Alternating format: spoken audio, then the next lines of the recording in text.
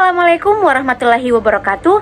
Halo, perkenalkan nama saya Musdalifah Fakrani dari Program Studi Sarjana Terapan Teknologi Laboratorium Medis kelas 2A dengan NIM PO71 4203241020. Video kali ini saya buat untuk mempresentasikan materi terkait dengan bahasa baku.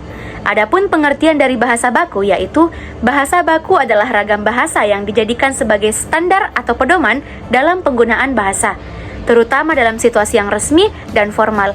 Bahasa baku memiliki ciri-ciri tertentu dan berfungsi untuk mempersatukan, memberikan kekhasan, serta menunjukkan kewibawaan seseorang. Bahasa baku adalah sebuah kata yang digunakan sudah sesuai dengan pedoman atau kaidah bahasa yang sudah ditentukan.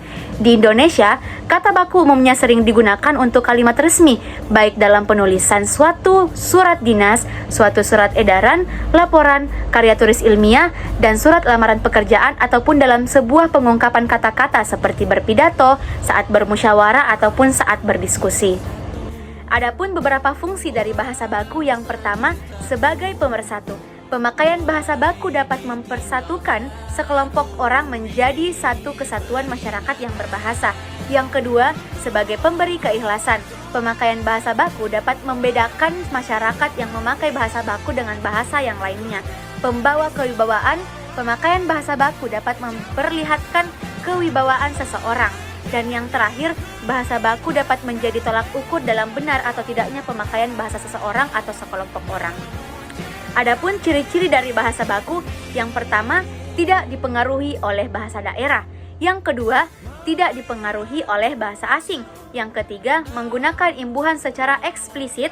Dan yang keempat, bukan menggunakan bahasa percakapan. Dan yang terakhir, tidak mengandung arti pleonasme. Adapun penjelasan dari ciri yang pertama, yaitu tidak dipengaruhi oleh bahasa daerah.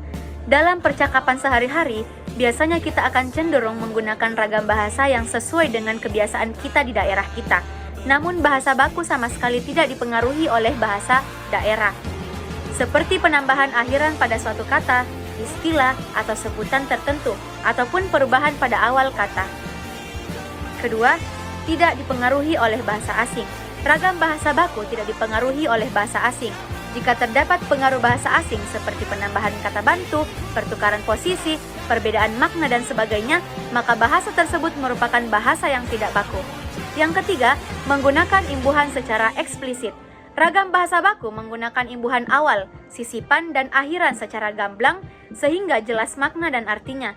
Penggunaan imbuhan secara eksplisit menampilkan makna sebenarnya sehingga kalimat tersebut mudah dimengerti. Yang keempat, bukan percakapan sehari-hari. Dalam bahasa baku, yang digunakan dalam bahasa sehari-hari umumnya merusak bahasa yang tidak baku atau bahasa pasaran. Bahasa yang baku bukan merupakan bahasa percakapan dan terdengar lebih formal dan resmi.